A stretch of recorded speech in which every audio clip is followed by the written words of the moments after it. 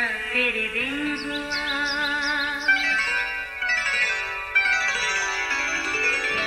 नया फिर दिन हुआ, पुरानी रात का करे सो शुक्र हम खुदा की जात का, खुदा की जात का नया फिर दिन हुआ।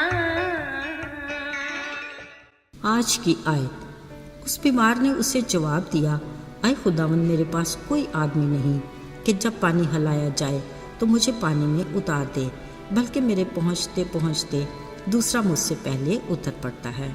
यूहन्ना 5:7 आयत। अजीज़ों, वक्त के बारे में ये ख्याल बहुत ही खूबसूरत है कि वक्त के साथ साथ चलता रहे, यही बेहतर है आदमी के लिए। वक्त रुकता नहीं किसी के लिए। ख्याल रहे, घड़ी की टिक टिक बेमानी नहीं। ये वो अलार्म है जो हमें हर पल होशियार, बेदार और कुछ ना कुछ करते रहने की तलकीन करता है। जो तो वक्त की अहमियत को जान गया वो अपनी ज़िंदगी में कामयाब और कामरान हुआ, पर जिसने वक्त की कदर ना की वो गोया ज़िगज़ैग रास्तों का मुसाफिर बना, जिसको अपनी मंजिल पर पहुंचने का भी यकीन नहीं होता। इसलिए वक्त का ध्यान रखना असल में कामयाब और मुनज़्ज़म ज़िंदगी की ज़मानत है। अजीज़ों, अंजील मुक़द्दस में शहर यरूशलेम में भेड़ दरवाजे के पास एक ऐसे हौज़ का जिक्र है जो इब्रानी में बैत हस्ता कहलाता है। इसके आसपास बैठे लोगों को हर वक्त होशियार, बेदार रहने की ज़रूरत थी। इस हौज़ के 5 बरामदे थे, जिनमें बहुत से बीमार, अंधे, लंगड़े और पसमुर्दा लोग हर वक्त अलर्ट रहते थे, क्योंकि उनकी शिफा का दारोमदार भी उनके अलर्ट रहने पर ही होता था। ये बीमार हर वक्त हौज़ के पानी के हिलने के मुंतज़िर रहते, क्योंकि वक्त पर खुदावंद का फरिश्ता हौज़ पर उतरकर पानी को हिलाया करता था। फिर जैसे ही पानी हिलता, जो बीमार पहले उतरता वो शिफा पा जाता। वहाँ पर एक शख्स था जिसके बारे में लिखा है कि वो वहाँ 38 बरस से बीमार बैठा था। एक दिन यीशु यहाँ से ही होकर गुजर रहे थे कि यीशु की नज़र उस पर पड़ी। उन्हें ये इल्म था कि ये शख्स मुद्दत से इसी हालत में पड़ा है। उन्होंने उससे कहा, क्या तू तंदुरुस्त होना चाहता है? ये एक बीमार के लिए अजीब सा सवाल था। उसने जवाब दिया, आए खुदावंद, मेरे पास कोई आदमी नहीं कि जब पानी हिलाया जाए तो मुझे हौज़ में उतार दे, बल्कि मेरे पहुंचने से पहले कोई दूसरा मुझसे पहले ही उतर जाता है।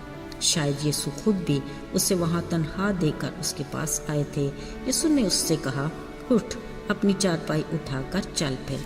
अजीज़ों, यीशु की आवाज़ सुनते ही वो फौरन तंदुरुस्त हो गया और अपनी चारपाई उठाकर चलने फिरने लगा। अजीज़ों, ये 38 बरस से बीमार लाचार के लिए कैसी बड़ी खुशी थी। ना सिर्फ वो खुद चलने फिरने के काबिल हुआ, बल्कि अपनी चारपाई भी उठाने लायक हुआ। उसकी खुशी की इंतहा देखें कि उसने मुड़कर उस शख्स यानी यीशु को देखा भी नहीं था जिसने उसे शिफा दी थी। वो अपनी धुन में मगन, यकीनन अपने घर जाने की जल्दी में होगा, मगर चंद यहूदी उसे यूं चारपाई उठाते देखकर सख्त नाराज़ हुए कि आज सबत है और तुझे चारपाई उठाना रवा नहीं। शायद उन्हें ये भी अंदाज़ा होगा कि ये यकीनन बीमार होगा और शिफा देने वाले के हुक्म से ही उसने चारपाई उठाई होगी, मगर उन्हें इस शिफा से कोई सरोकार नहीं था। शायद उसके चारपाई उठाने से भी कोई एतराज़ नहीं था, जितना गुस्सा उन्हें शिफा देने वाले यानी यीशु पर होगा। बाद में जब यीशु दोबारा उससे मिला तो फिर उसने जाकर यहूदियों को गवाही दी कि उसे शिफा देने वाला यीशु है। ज़रा देखिए, ये वो मजहबी ठेकेदार थे जो किसी बीमार की शिफा पर खुश होने की बजाय रवायात का रोना अपना फ़र्ज समझते थे। वो यीशु के भी अच्छे से जानने वाले थे, मगर लोगों के सामने वो खुद को यीशु से भी ज़्यादा मजहबी साबित करना चाहते थे। काश उन्हें इस बात का अंदाज़ा होता कि यीशु रवायती नहीं बल्कि अमली मसीही को ज़्यादा पसंद करता है। अजीज़ों, बाज़ औक़ात हम भी रवायात को अमल से ज़्यादा अहमियत देने लग जाते हैं, जो सरासर खुदा के कलाम के मुनाफी और खुदा की नज़र में गैर मकबूल है। कलाम मुक़द्दस में लिखा है, हमारा ईमान बग़ैर ईमाल के मुर्दा है। अमल से ही मसीही रूहानी ज़िंदगी की तामीर होती है। अगर हम यीशु के नक्शे कदम पर चलना चाहते हैं तो महज लफ्ज़ी नहीं, अमली तौर पर उसकी सलीब को भी उठाना है। बतौर मसीही ہمیں اپنے کاموں سے اس کے نام کو بھی جلال دینا ہے، کیونکہ دیکھنے والے ہمارے کاموں کو دیکھ کر ہی ہمارے باپ کی جو آسمان پر ہے تمجید کریں گے۔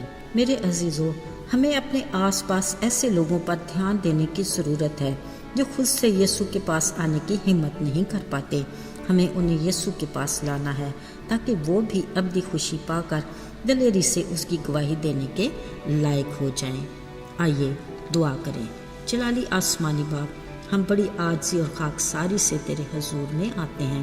ہماری حیثیت ہی کیا ہے، مگر جب تیرا نام ہماری ذات سے جڑ جاتا ہے تو ہم بطور مسیحی پہچانے جاتے ہیں۔ ہمیں حقیقی اور عملی مسیحی بننے کی توفیق عطا کر، تاکہ ہم ان کے سامنے جو تجھے نہیں جانتے تیرے زندہ گواہ بنے۔